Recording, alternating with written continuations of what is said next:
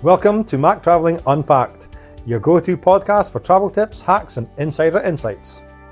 We are Donna and Ian, travel consultants and adventure seekers, and we're here to help you explore the world with ease. Now this is episode 1, and with this being the first of the new MacTravelling Unpacked podcast, we decided there's no better place to start than diving into one of our all-time favourite cities, New York. I just love it. But that's right, it is a special place with quite a few memories for us, some of which maybe stand out a little more than others, but the less said about that the better, Ian. Yeah, they're only memorable if you can remember them. Yeah, well, this is true.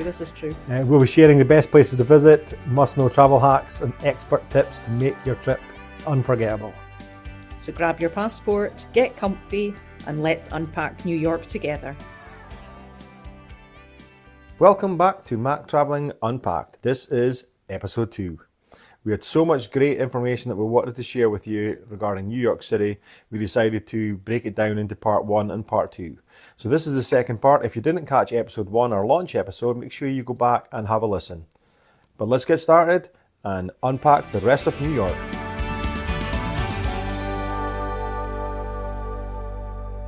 Time to unpack our do's and don'ts for New York. So we've done all our top 5s. We're now going to move on to the top 5 of the do's and don'ts. So these are things that you really need to be thinking about.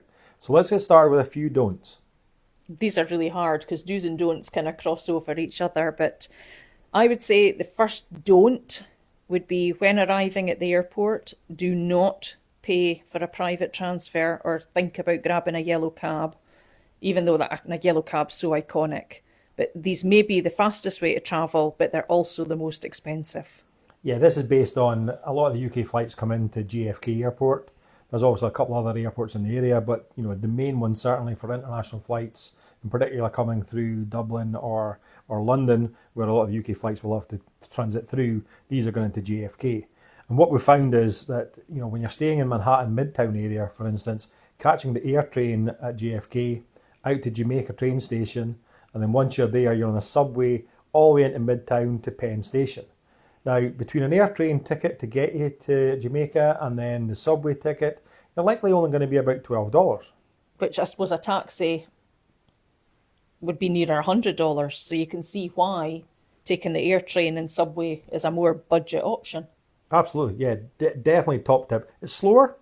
It's definitely slower. It's probably going to be double the time depending on the traffic, obviously, but certainly if you want to start off being very savvy with your travel and your money, certainly air train, Jamaica train right to Midtown. Manhattan Penn Stations are around about 34th Avenue, so right in the middle, so nice and easy to get up and down to your nearest hotel.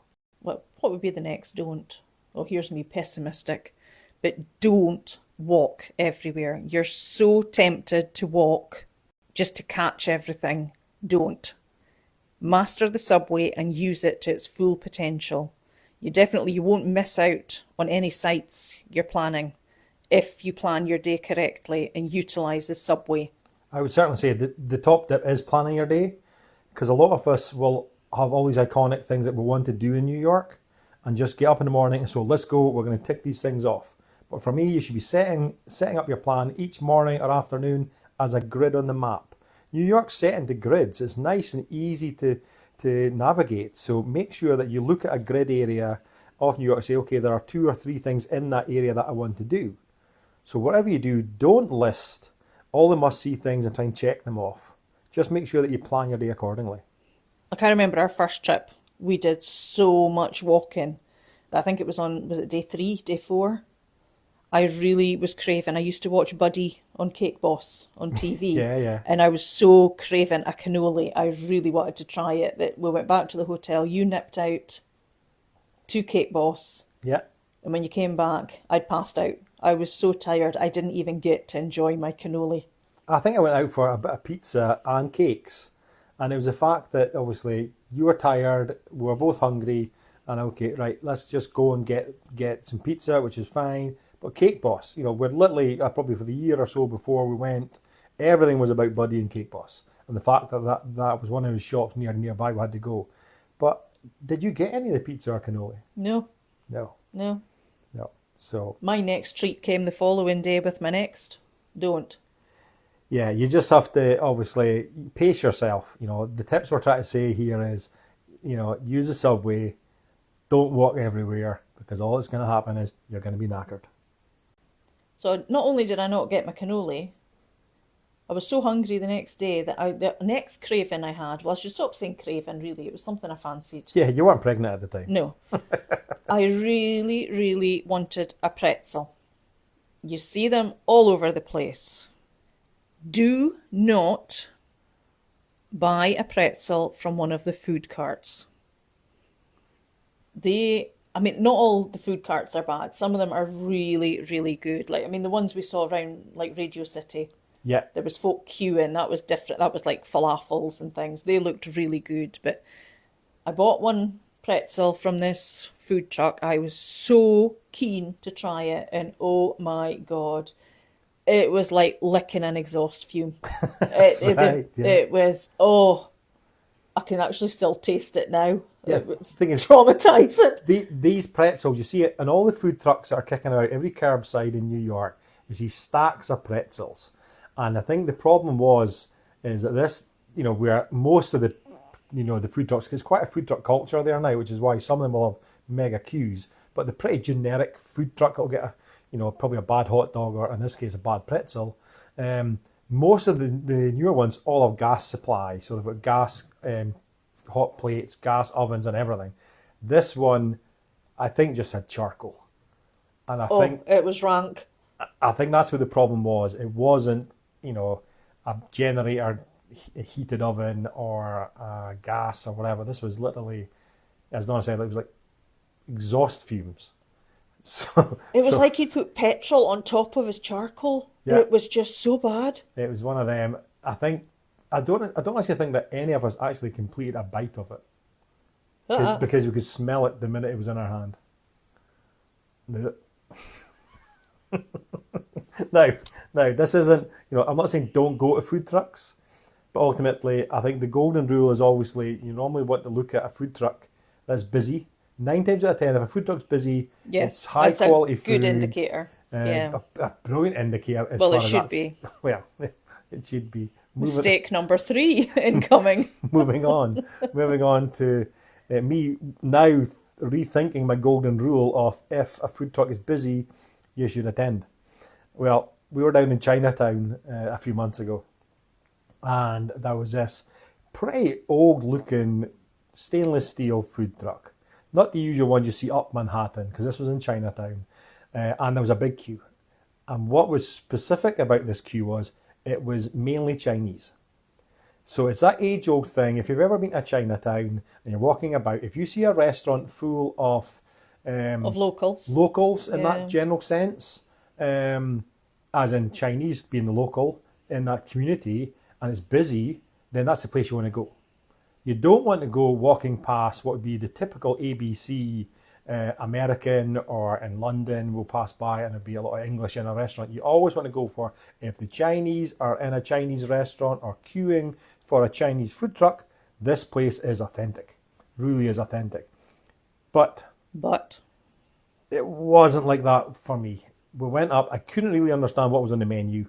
I ordered what I thought was just going to be chicken noodles, and that's what everyone had, and they were shoveling. It was slimy. It was...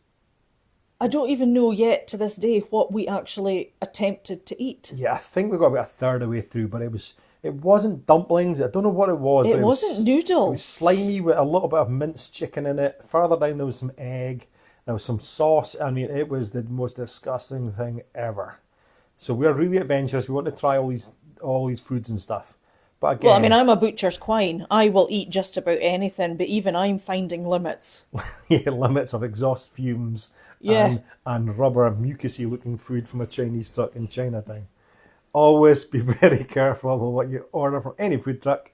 But like I say, normally the golden rule is, if it's busy, it's good. Hey, haven't said Just that. wasn't that in Chinatown. No, it wasn't. But to be honest, it wasn't that expensive, so it wasn't a great loss either. It was, you just chalk it up to experience. I almost lost my stomach that day, so... No.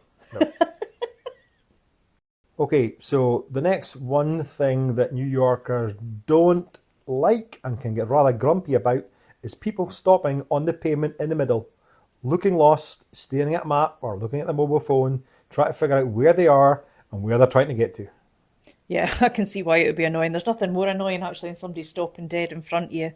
But do not stand in the middle of the pavement. If you want to check your phone, check your map, step to the side, leave the sidewalk clear. I've done it again, Ian. I've gone from coffee to sidewalk. Sidewalk. You like it? Pavement. Pavement for us. But Sorry, pavement. Sidewalk. Yes, sorry. Right, once you've got yourself off to the side, the pavement or the sidewalk, you then want to get yourself down to see the Statue of Liberty. And the next don't on the list is don't pay for a tour to visit the Statue of Liberty, as you will be on a very small island with the statue towering above you, leaving you little to no opportunities to take a good selfie or get that memorable photo. Instead, we recommend you take the Staten Island ferry, which is totally free. Our tip for this is when you get on the boat, head to the right, because that's the side that passes Lady Liberty on the way to Staten Island. And there's not much on Staten Island itself, although there's a lot of commuters come from there, so it's maybe more I think residential. It was originally a commuter ferry, so it's basically for taking people back and forward into Manhattan, as far as that's concerned. But there's loads and loads of great photos that you'll get on that right hand side of the ferry, as Donna said. You'll see right past the statue, get all your great pictures. You'll even get a few of lower Manhattan just as you're leaving. But then the other thing, when you get to Staten Island, you have to get off the boat. You walk round the terminal, and then you can just get right back on the boat and just come back. Yeah, there's literally nothing really to do down there because it's just more a residential area. So when you see the crowd get off and suddenly do a U-turn, follow the U-turn because they're literally getting straight back on the ferry to come back down. So when you're coming back, you can either go to the left of the boat to get more views of Lady Liberty, or what we did is we went as far to the front of the ferry as we could. Yep. Because it gave you, we're all about this views, aren't we? But it gave you like the iconic views as you were coming back into Manhattan. Yeah, it was well amazing. Worth doing, wasn't it? And they run, it's about every 15 minutes or something. Yeah, you don't have to wait long at all. But it's free. That's a good thing. Absolutely. It's always good if it's free. Something that's not free, but I'm going to have to squeeze in this one as a final don't. Don't forget to tip your servers. Now in America, tipping in the service industry is a must. Wages are extremely low and tips are what make up their wages. It's such a controversial subject, isn't it? Absolutely. Especially for the likes of us that we don't quite get it. But when you're there, like restaurants, when you get your bill, they have automatic tipping options. So you can select them, or... Yeah, certainly for me, I like to keep some cash in my pocket. The bigger the meal, so if you're at restaurants, that it is a higher value item. So you're going to pick the predefined tipping that's on the credit card machine, ranging from probably 15 to 20%. But when you're out at like some bars and or you just stop for a drink somewhere, just having a few dollars in your pocket is great. So if as a general rule, meals, 15-20% is a tip. Getting a beer, $1 tip per beer. Get a cocktail, means a little bit more work from the barman, a couple of dollars. So just think the more work in front of you that's happening, the greater the tip. But remember that a lot of these tips, especially in restaurants, are going to be going to the kitchen staff, the dishwasher, the chefs and so forth. And literally, let's say their wages are pretty rock bottom in the States. I mean, even like a takeaway sandwich shop or something, slipping a couple of just singles. It doesn't do any harm, does it? No, but it does go a long way. Yeah. So please do not forget to tip. Okay, I think that's enough for the don'ts. Enough negativity. We need to raise this, bring it up a level. So now it's time to unpack our overall must-dos for New York. Okay, let's get started. Donna, what is the first must-do item on your list? For me, a must-do is a walking tour. Whether it be a free walking tour, a food tour, the choice is endless. We've done several now, and I don't think we've ever been let down. We've booked with free tours by foot. I think that's what they were called, wasn't it, Ian? Yeah, we've used them a few times. They're not just in New York. They're actually all over the world in that sense. But any of them that they've got a key presence in, you'll find that they've got expert tour guides, and you can book online. They'll have certain days for certain tours. And there's certainly some down in Little Italy, Greenwich Village, and the likes that we've definitely taken part in that too alone. But certainly, free tours by foot, no sponsorship there at all. They're just a great website. We can just highly recommend them. Oh, absolutely. Certainly, the guides on those tours have always been good, and in particular for the free food tours. So make sure that if you do book any of them, that you take plenty of dollars with you, because there's food samples all the way throughout the tour.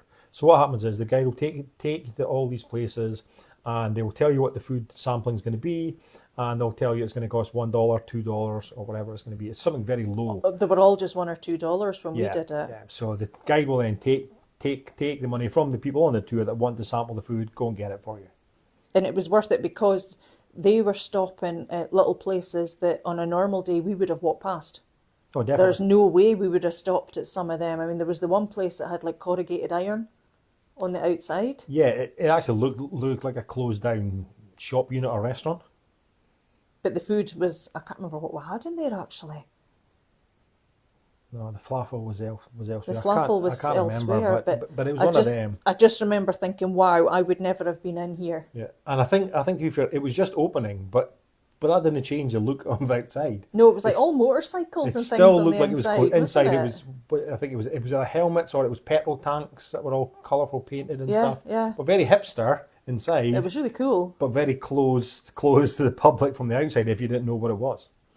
But if you do one of these free tours, remember that the guide is working purely for tips. So if you think about how much a paid tour would be, it'd probably be, I would say, around about 100. You can pay up to $100 plus. For a good food tour, plus. So think about that as a guide when you're giving your tip. So the better the tour, the bigger the tip. But having said that, don't be rude. Even if it's a less than perfect tour, the weather spoils it. These guides are only paid what you give them, so still put your hand in your pocket. The next do is one of Donna's favourites, and that's do people watch. Mm-hmm. What we love about New York is the variety of people and all the things that are going on around you all the time. And I would say a favourite place of mine, I was going to say our, but I'll be honest and I'll say a favourite place of mine is Bryant Park. Yeah, this is a pretty cool park. It's centrally located near several of the famous iconic landmarks, so it's easy to find in that sense. Well, right beside it is the New York Public Library. It's been in a lot of films, hasn't it, with the steps out the front. But in the park, it's full of like little cafes. There's tables and chairs scattered around, like a really beautiful landscaped lawn, really, isn't it? And there's trees. I think there's like a little bowling bit at the side. Like, is it Bowls? Bowls, Bowls, it's called. Yeah. But the last time we were there, I mean, you can get coffee. There's a little bakery. But last time we were there was like a little cocktail bar. Yeah, there was. That's right. Yeah. And in fact, I think our son, he had one too many there when he was there. Yeah, I think because we weren't there to supervise. Him and his girlfriend sat in Bryant Park and people watched and got rather tipsy on cocktails. That's the story that came back, and one that we know perfectly well from doing that ourselves over the years. Yeah, true. A top tip, certainly, when visiting New York, is making sure that you take a moment to take it all in. Okay? So there are so many parks and so many seats scattered around the city. Grab a park bench and just be there in the moment. And to people watch. You can't forget people watch. I know, it's almost an Olympic sport. It's a hobby. It's definitely a hobby of mine. But talking of sports, Ian. Yeah, well, we're moving on from people watching. That my favourite. Are we really? Oh, really? Well, maybe. My favourite, my next big do, whenever I'm in New York, is do get tickets to a sports event. Now, New York is a sporting city with basketball, baseball, American football, and one of our family favourites being ice hockey. Woohoo! But can I add a little don't to this do? No, this is a do list. No negativity, this is a do list.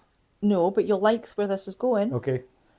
Do not think that you must buy tickets for only the biggest names in New York sports. Right, okay, I get where you're going with that, and I totally agree. So that's right. Biggest top tip is do consider the suburbs like Brooklyn, New Jersey, and Queens with equally as famous sports team jumping on a short train or a subway ride, which can often save you 50 to 60% on the ticket prices compared with those in Manhattan. And do remember that the experience will be equally as good, regardless of what team you're attending. It's a tick list event, rather than you're not a super fan. You're just going there to experience the atmosphere and to people watch. Yeah, because you do. It's not just me. You've done it too. You watch the people around you and they get so immersed in it. So even if I don't know what the heck's going on the pitch, the court, whatever else, field, yeah, I'm still enjoying myself because I'm watching people round about me, and you get swept up in their enthusiasm. Yeah, I think there was certainly a notable one at the ice hockey the first time we were there, but more recently when we went to, it wasn't in New York, so we'll digress for a second. It was over in New Orleans, and we went to the American football there. Yeah, that was such a boring game. I'm not going to lie. As Donna says, it is about the environment, the entertainment, the event that's happening there. Maybe not necessarily the game in her case. She doesn't really like American football. To be fair, it was a rubbish game. But I think your sport of people watching was well entertained that day. Oh, it was. What did that particular lady say? I can't say. You can. I can't, because I would mean I would have to swear. Well, she did say that she wasn't going to cuss. She did say cuss. And in all fairness, I was not people watching that day because she was sitting behind me. I was people listening. Yeah. I was lugging in. But it's certainly an iconic story for us to take back as a sporting event, which you'll get many when you're in New York. The fact that you're watching people do things, you're hearing people around about you, and that's all part of the atmosphere and the experience. And certainly this lady with a young child said she wasn't going to cuss, and then she did coming out with this very strong, she did. strong swearing statement, which was hilarious and certainly something that we recall Still makes all the me time. laugh, yes. Absolutely. So, top tip in terms of sports teams: New Jersey Devils ice hockey. Woohoo! Brooklyn Nets basketball, New York Mets for baseball. Boo. All are easily accessed from Manhattan, around about 20 minutes, and given a great American experience. Now, again, you don't have to be a super fan. I love the sports, no matter which team, which location we're at. Donna's a hit or a miss. Go for the people watching. She'll never go back to any other sports again, but every time we go somewhere in America, guess what? She's there, people watching and enjoying the whole experience. The people watching and the beer. People watching and beer, and the sport. If sports aren't your thing, the next do on our list is shows and concerts. So make sure that you do catch a Broadway show or a music concert. Now, New York is iconic for its shows and concerts, so catching one of these will give you a drinks conversation with your friends that they'll hate you for years with jealousy. Be green with envy. Yeah. But I would say, do make sure you buy your tickets from authorised ticket sources. Ideally from the originating ticket vendor or the venue itself, because there's a massive resale and fraudulent marketing for tickets in New York at the moment. So please don't get side hustled and lose out. The next one is a bit of a don't do kind of thing, is it? But there's so many districts across Manhattan, so please don't stick just to Times Square. Yeah, do make sure that you explore. It doesn't have to be an organised tour. Just get yourself down to, like, say, Chinatown, Little Italy, Greenwich Village, or pop down to Wall Street and rub the famous Bull special parts. You'll find there's a big queue for people wanting to rub Bull's balls. For some reason. All the more popular districts are great just to wander around them and take in all that New York has to offer. Now, New York is not just about bright lights and skyscrapers, it's so much more. So do go and explore further afield. That's a wrap for this episode of MacTravelling Unpacked. We delved in, we unpacked New York. We hope you enjoyed it and picked up some great travel tips and inspiration for your next adventure. So if you enjoyed the show, don't forget to like and subscribe and leave us a review. It really helps more travel lovers like you to find us. For more travel highlights and tips, follow us on TikTok and Instagram at MacTravelling. And if you're ready to plan your next trip, we're here as your trusted travel consultants to help. So until next time, keep your passport handy, your bags light, and your excuses for another holiday ready. And remember, airports are the only place where drinking at 6 a.m. is socially acceptable. Safe travels.